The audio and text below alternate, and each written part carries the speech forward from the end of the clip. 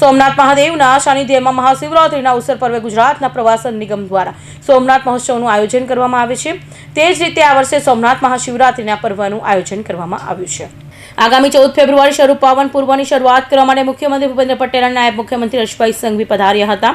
પ્રથમ જ્યોતિર્લિંગ સોમનાથ મહાદેવ ધામ અને ખાતે મહાશિવરાત્રિ પર્વ નિમિત્તે ભવ્ય અને ભક્તિસભર ઉજવણી માટે વિસ્તૃત આયોજન કરવામાં આવ્યું છે। આ પર્વ દરમિયાન દેશભરમાંથી લાખો શ્રદ્ધાળુ દર્શનાર્થે પહોંચે છે।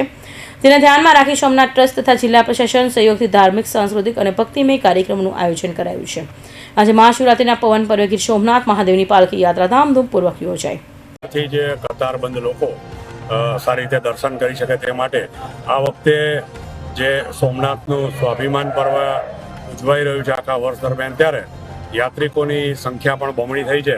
એટલે સોમનાથ ટ્રસ્ટ, જિલ્લા વહીવટી તંત્ર, પોલીસ વિભાગ અને સેવા સદન દ્વારા અગાઉથી જ આયોજન કરી અને તમામ વ્યવસ્થાઓ બમણી કરવામાં આવી છે।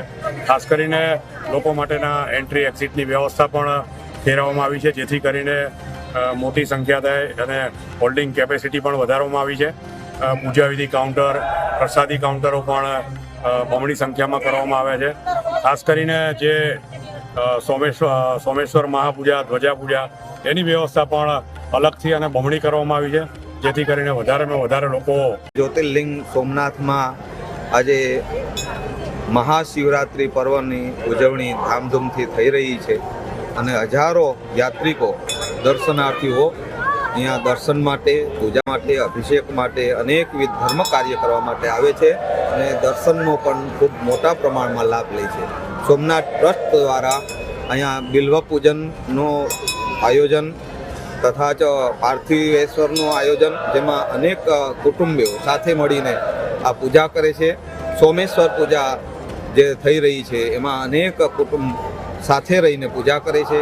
ધ્વજા પૂજાનું આજ ખૂબ મહત્ત્વ હોય છે શિવરાત્રિને દિવસે, જેથી અત્યાર સુધીમાં 30થી વધુ ધજાઓ શ્રદ્ધાઓ દ્વારા પૂજા સાથે ચડાવવામાં આવી છે। પ્રથમ જ્યોતિર્લિંગ સોમનાથમાં આજે મહાશિવરાત્રિ પર્વની ઉજવણી ધામધૂમથી થઈ રહી છે। મહાશિવરાત્રિને લઈ ગીર સોમનાથ કલેક્ટર કચેરીમાં બેઠક યોજાઈ હતી, જેમાં શ્રદ્ધાળુઓને સુવિધાસભર, સુરક્ષિત અને સુવ્યવસ્થિત વ્યવસ્થા ઉપલબ્ધ થાય તે માટે માર્ગદર્શિત કરાયા હતા।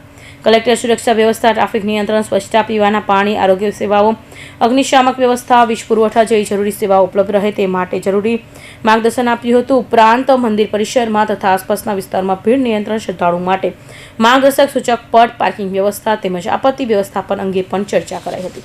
કૌશિક પટેલનો report, Hind TV news, Surat.